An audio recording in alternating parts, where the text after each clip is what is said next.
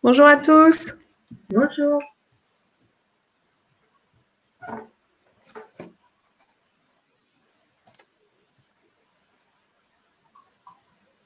Alors, on attend quelques minutes que tout le monde puisse se connecter et on démarre ce webinaire. Donc, vous avez la page d'accueil si jamais vous avez des difficultés de connexion pour vous guider un petit peu sur la connexion.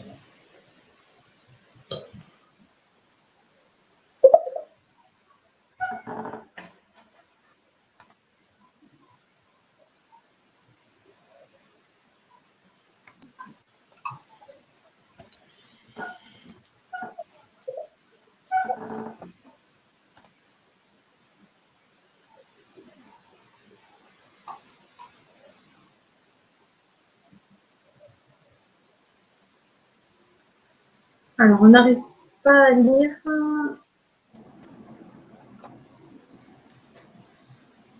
C'est que l'image est floue. Alors, moi, je l'ai nette.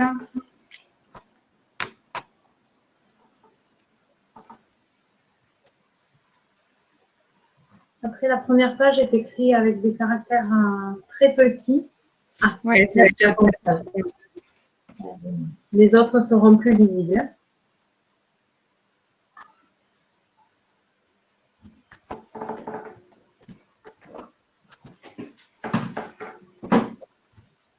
Allez, on va commencer donc ce webinaire.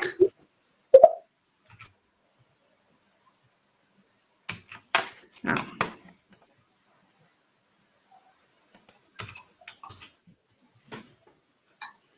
Allez, on y va. Donc, bonjour à tous et bienvenue. On vous remercie pour votre inscription sur ce webinaire dont le thème est le risque infectieux. Donc, nous allons aborder un sujet pour commencer l'actualité, le Covid, en faisant un petit rappel sur toutes les mesures qui sont déjà en place au niveau des entreprises, donc tout ce qui a été mis en place au niveau des gestes barrières, mais également faire un petit focus sur la vaccination antigrippale. Donc, on commence par le virus de la grippe. Ensuite, on continuera avec les bonnes pratiques pour limiter le risque de transmission. Et on termine cette présentation par un petit QCM sur les idées reçues.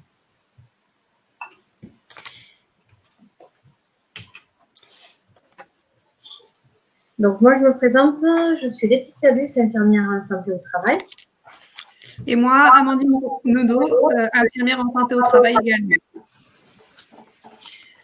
Donc, moi, j'ai commencé par vous présenter le virus de la grippe, parler un peu du virus de la grippe. Donc, il faut savoir que le virus s'appelle influenzae.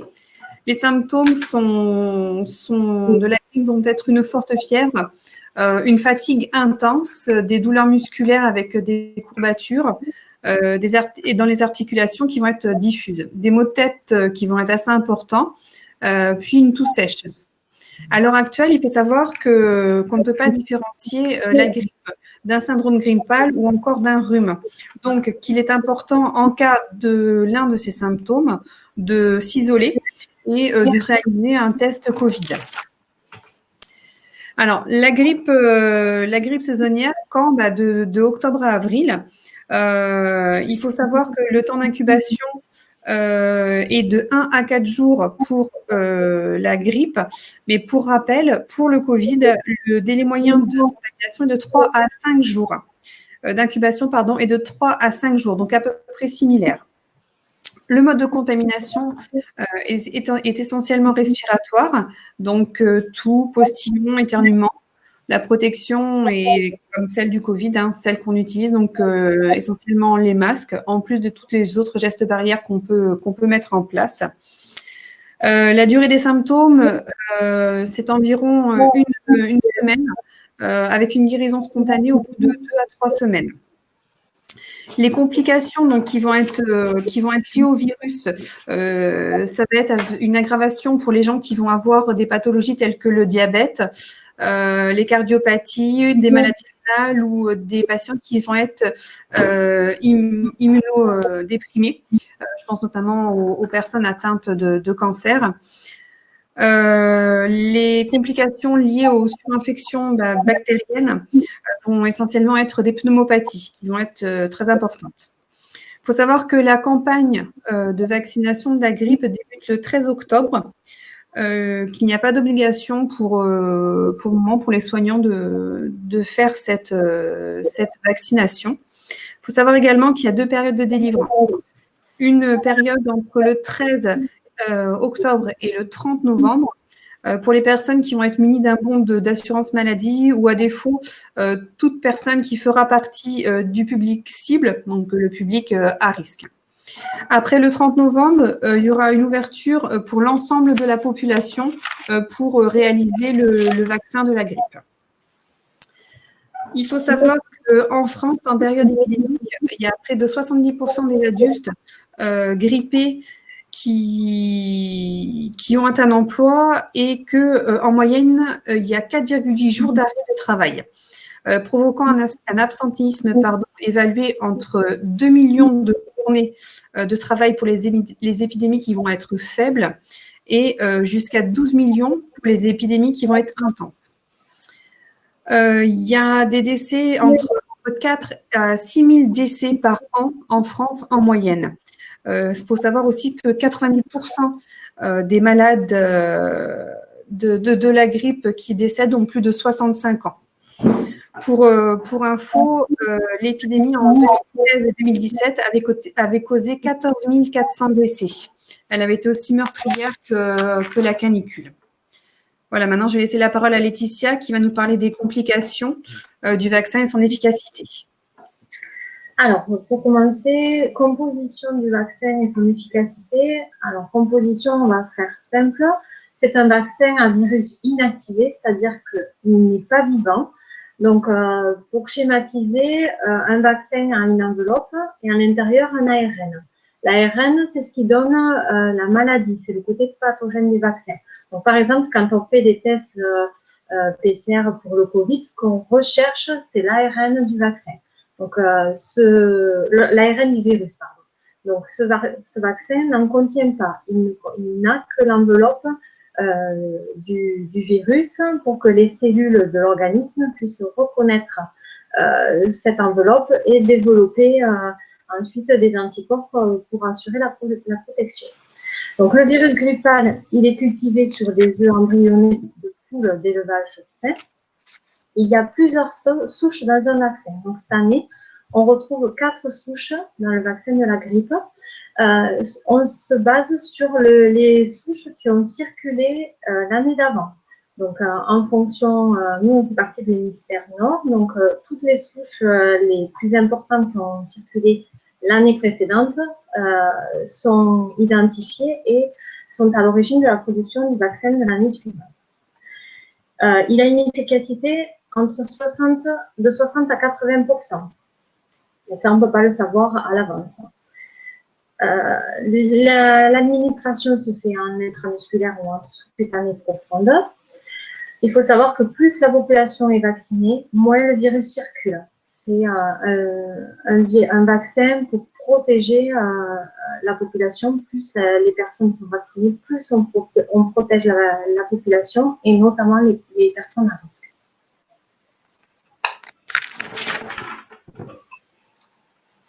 Ensuite, alors avant de passer aux indications du vaccin, on a une petite question. Quel est le coût du vaccin de la grippe?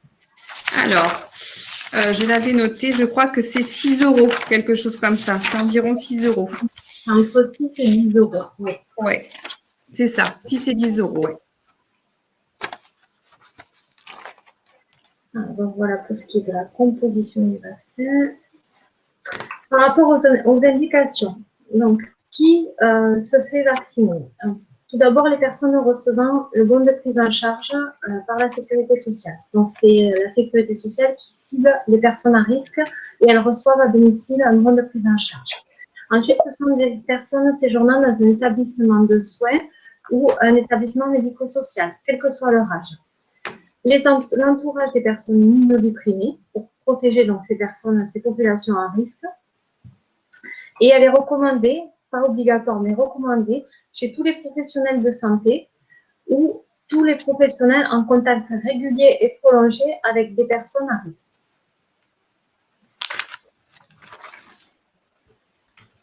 Alors, ça me on a d'autres questions avant de partir sur une autre partie. On va répondre aux questions.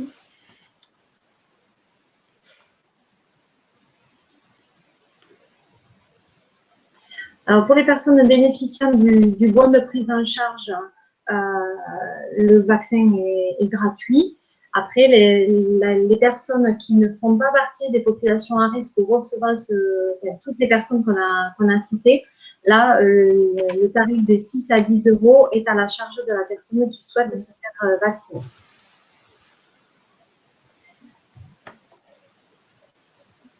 Concernant la seconde question, y a-t-il des effets secondaires? Donc, les effets secondaires, on va les voir un petit peu plus tard dans une diapo. Pour les femmes enceintes, le vaccin est préconisé chez les femmes enceintes.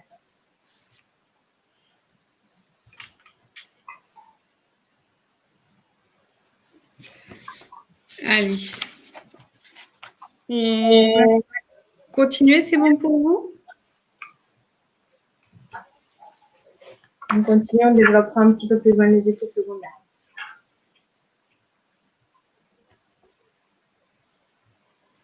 Alors, donc, les bonnes pratiques pour limiter le risque de transmission. Alors, ces bonnes pratiques, elles concernent le virus de la grippe et le virus du Covid. On retrouve exactement les mêmes précautions à prendre. Donc, on fait un petit point sur le lavage des mains. Donc, le lavage des mains, c'est par les mains que se propage la majorité des maladies infectieuses. Donc, elles peuvent être contaminées par des produits chimiques, biologiques ou par des virus. Il y a plusieurs points, plusieurs étapes dans le lavage des mains. Donc, que ce soit un lavage des mains au savon ou un lavage des mains au gel hydroalcoolique, les étapes sont les mêmes. Donc, on peut se rappeler qu'il y a 7 étapes pour un lavage efficace des mains. Donc, on prend par exemple avec de l'eau et du savon. Donc, se mouiller les mains, utiliser du savon liquide de préférence. Et donc, on savonne les paumes des mains, les dessus des mains, les espaces interdigitaux, les ongles, donc le bout des doigts, les pouces, et on termine par les poignets. La durée du lavage des mains, le lavage savonnage doit durer 30 secondes et l'étape rinçage 30 secondes également. Donc, 1 minute au total, lavage, rinçage des mains. Et se sécher de préférence avec un papier à usage unique jetable. Donc, les étapes pour la friction hydroalcoolique, ce sont les mêmes étapes qu'avec l'eau et du savon. On dépose le produit au creux de la main et on frotte les mains pendant environ 20 à 30 secondes jusqu'à séchage complet des mains.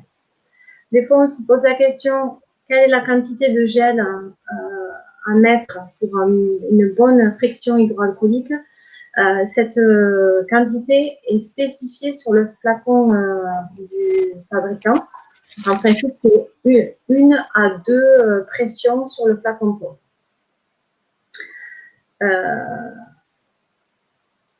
Par rapport au port des gants, donc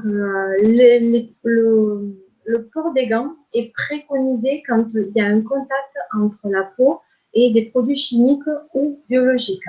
Donc, pour certaines catégories de personnes, dans le grand public, il vaut mieux se laver les mains que de porter les gants parce qu'on se croit protégé, mais en fait, c'est une fausse protection. Donc, qui dit fausse protection dit lever de la vigilance. Donc, après, on peut se contaminer en se touchant le visage avec des gants souillés.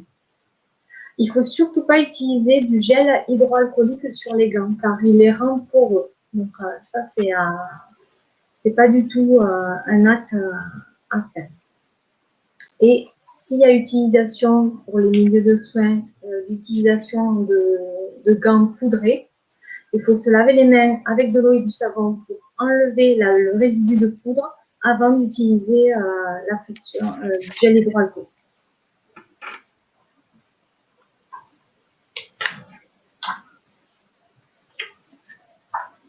Avez-vous des questions?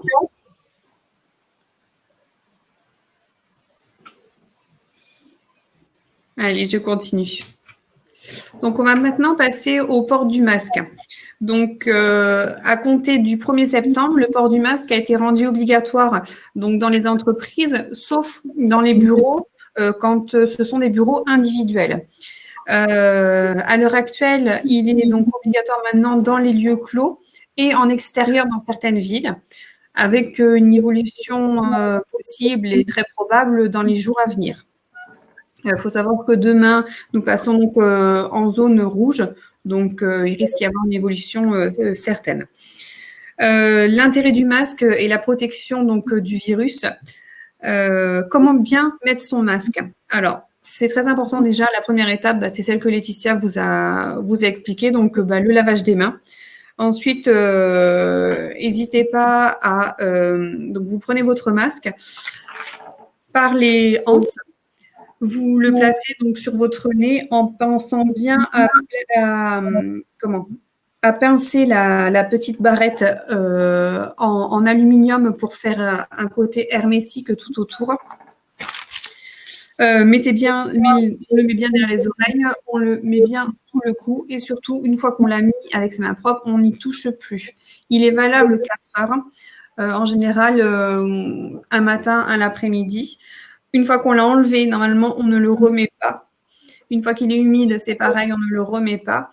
Il faut savoir qu'on a tendance à toucher notre visage environ 60 fois par jour de manière automatique.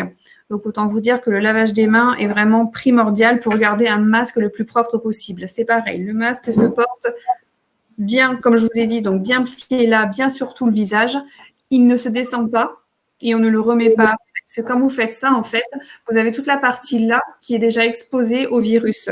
Donc, rien ne vous dit que vous n'avez pas attrapé une gouttelette ou contaminé ici. Et en le descendant comme ça et en le remontant après, vous remontez automatiquement le virus sur votre visage. Le port de la visière doit se faire en complément du masque. Très important. On a décidé ensuite de vous mettre ce schéma-là parce qu'on le trouvait très parlant. À savoir que sur la première image, on remarque que il y a un malade du Covid-19 sans masque et par exemple vous. Si personne n'a de masque, on remarque que le niveau de protection est quasiment nul. Il est nul. Sur la deuxième image, on a donc toujours le malade du Covid mais sans masque, avec vous qui portez un masque. Le niveau de protection est un peu plus élevé, mais il reste quand même très, très faible. Sur la troisième image, le malade du Covid, cette fois-ci, a le masque, mais pas vous. Le niveau de protection est un peu plus élevé, mais malheureusement, il reste encore un risque.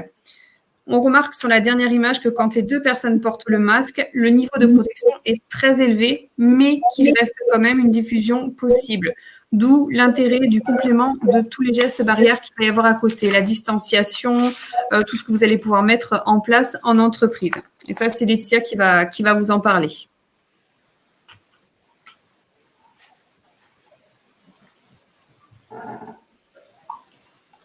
Alors, on laisse un petit peu pour les questions s'il y a, et puis on bascule sur la dernière partie.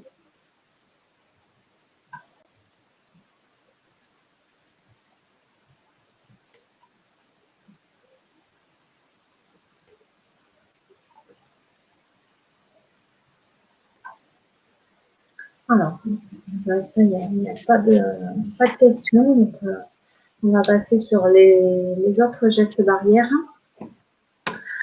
Alors, donc, au niveau des gestes barrières, donc, le port du masque en fait partie, le lavage des mains également.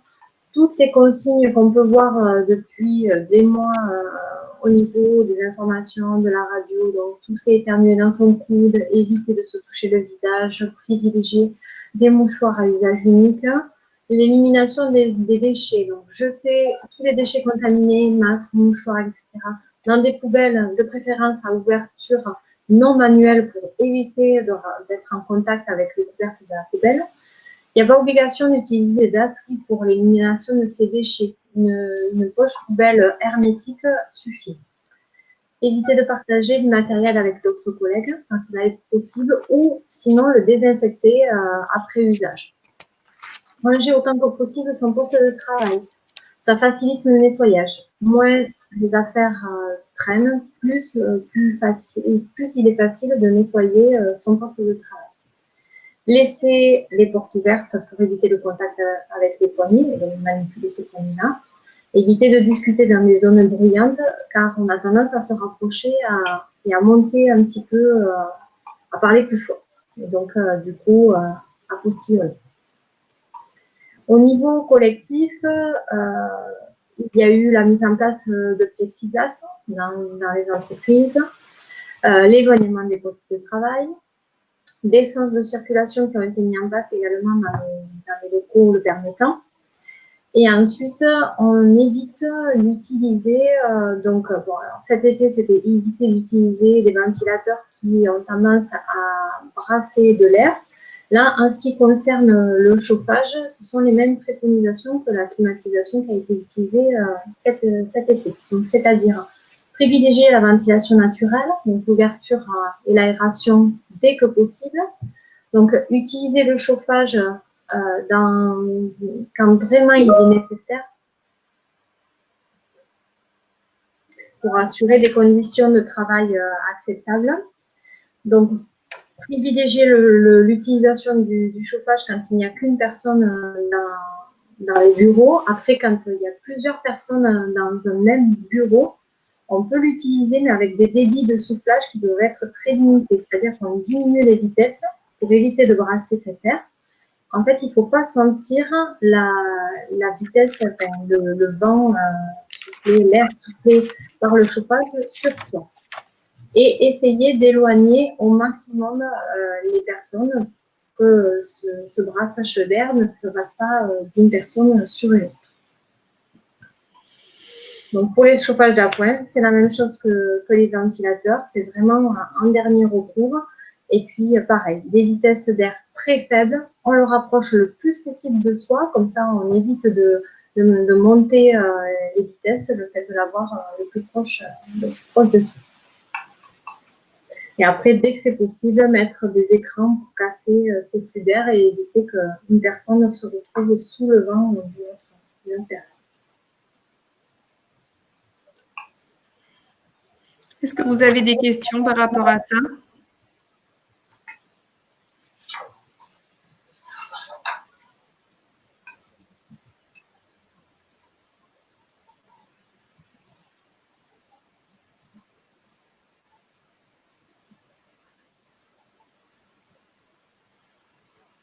Alors, a priori, non. Non, mais du coup, s'il n'y a pas de questions, on va peut-être vous faire travailler un petit peu. Donc, alors, vas-y. Sur la droite de votre écran, vous avez donc la partie chat, questions et juste à côté sondage. Donc, vous cliquez sur l'onglet sondage. On a mis 4 ou 5 questions très rapides. Donc, on vous laisse 2-3 minutes pour répondre au sondage.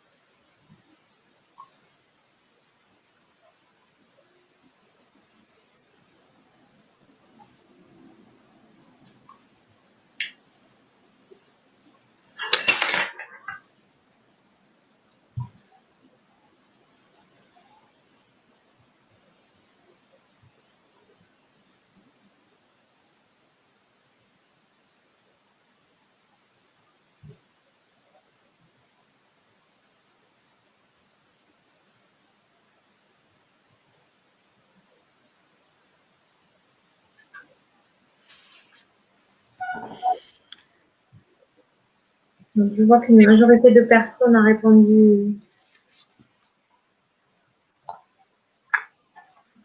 J'ai répondu au sondage.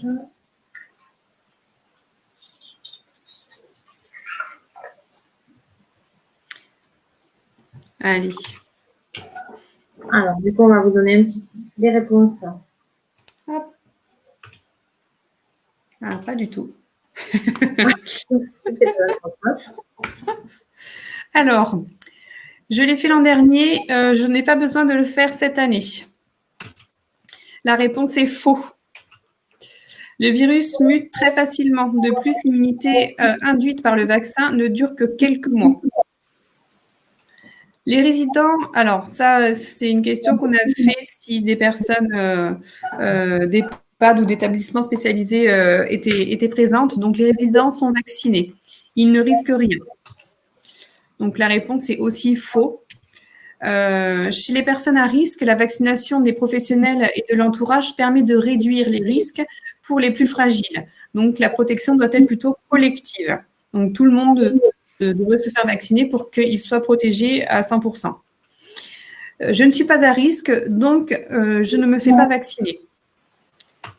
Donc, la réponse est également faux. Vous pouvez transmettre le virus à votre famille, amis, collègues.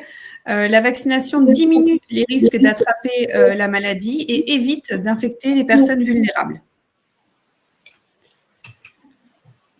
Ensuite. Alors, le vaccin est dangereux. Faux. Pas plus qu'un autre vaccin, et d'autant plus qu'on a un recul maintenant de plus de 50 ans sur le vaccin. La composition a été définie par l'OMS. Donc, c'est un vaccin que l'on connaît, que l'on a réalisé depuis des années et qui a montré son efficacité et peu d'effets secondaires. Je me suis fait vacciner. J'ai eu la grippe 3 jours après. Possible. Puisque l'efficacité du vaccin demande environ 15 jours après l'injection. Donc, le vaccin est composé de fragments inactivés de virus grippaux, comme l'expliquait Laetitia au début du webinaire. Donc, il ne peut pas causer la grippe, car il ne contient aucun virus vivant. Par contre, peut-être que si vous avez attrapé la grippe et que vous êtes vacciné, c'est que vous vous êtes fait vacciner trop tard. Dernière question, je suis allergique à l'œuf. Quelle préconisation? Pas de vaccin sans l'avis d'un allergologue. Très important, hein. Surtout toujours demander l'avis. Voilà. Est-ce que vous avez des questions? Est-ce que des remarques?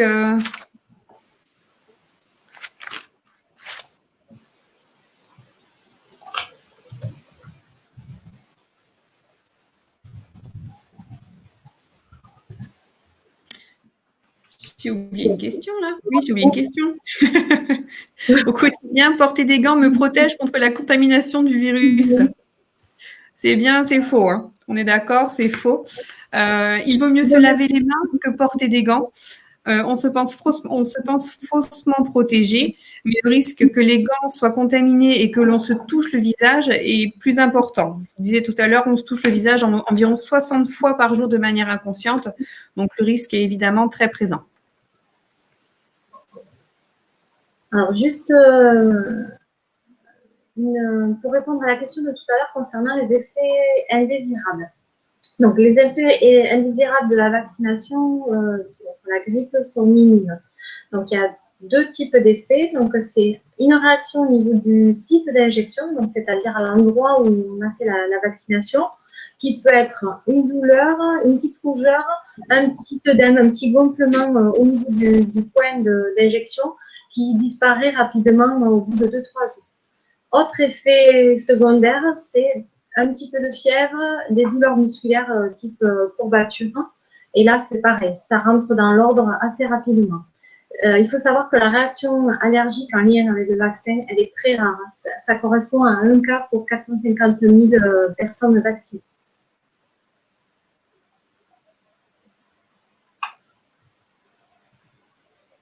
C'est pour apporter un petit peu une information complémentaire par rapport à la vaccination tout à l'heure, par rapport à la question concernant les effets secondaires et la vaccination chez les femmes enceintes. Et donc, les femmes enceintes, le vaccin est préconisé chez elles et aussi chez les personnes âgées. Donc, on voit qu'on vaccine des personnes très âgées qui ont souvent 80-90 ans et que si c'était un vaccin qui était dangereux, on ne prendrait pas le risque de vacciner des populations fragiles et âgées.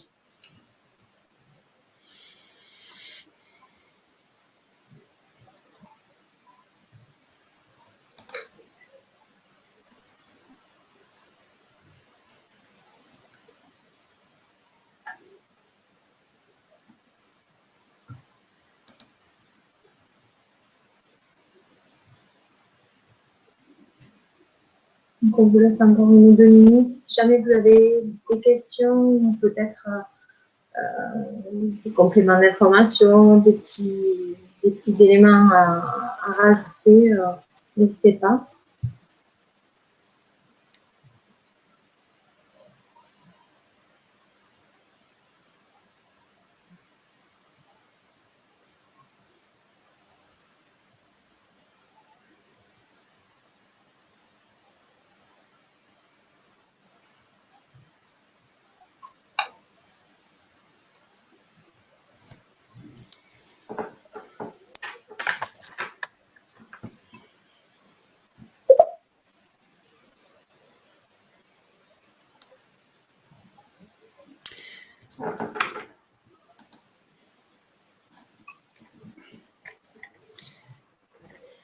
Donc, on va... Ah, il y a peut-être une question.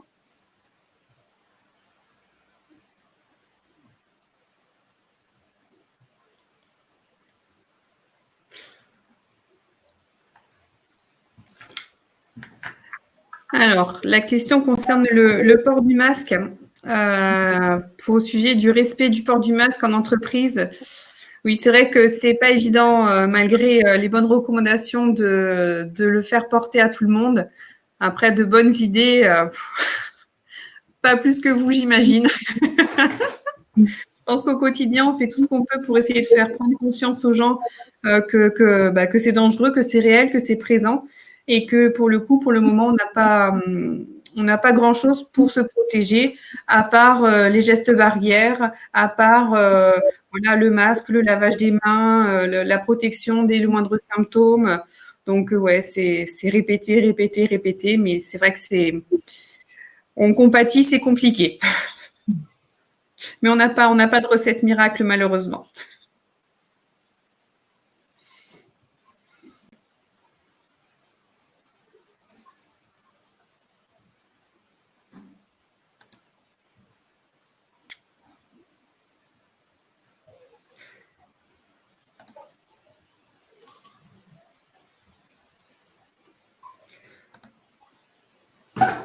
Voilà, bah écoutez, si vous n'avez pas d'autres questions, on va vous remercier pour votre attention.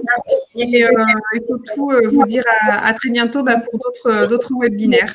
Amandine, il y a quelqu'un qui est en train d'écrire. Ah, pardon, mince, j'ai pas vu, pardon.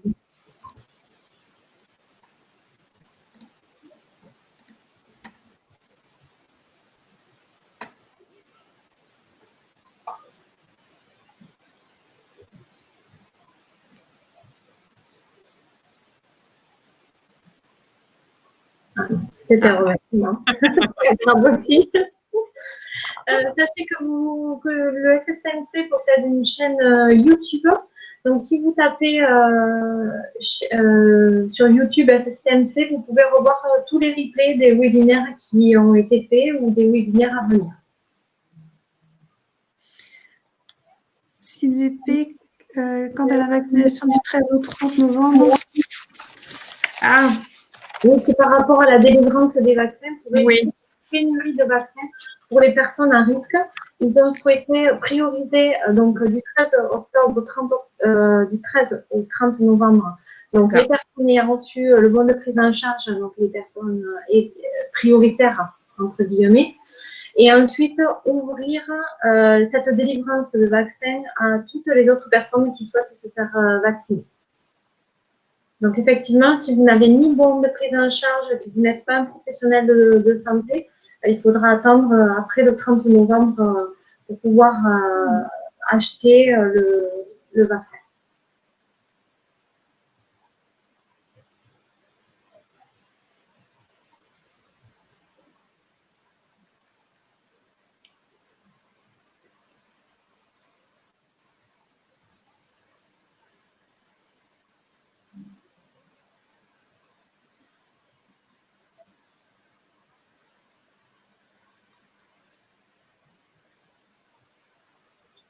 Après, vous pouvez retrouver plein d'informations sur des sites fiables comme l'INRS Santé publique, l'ARS Occitanie, le site du gouvernement et bien sûr Vaccination et Info Service.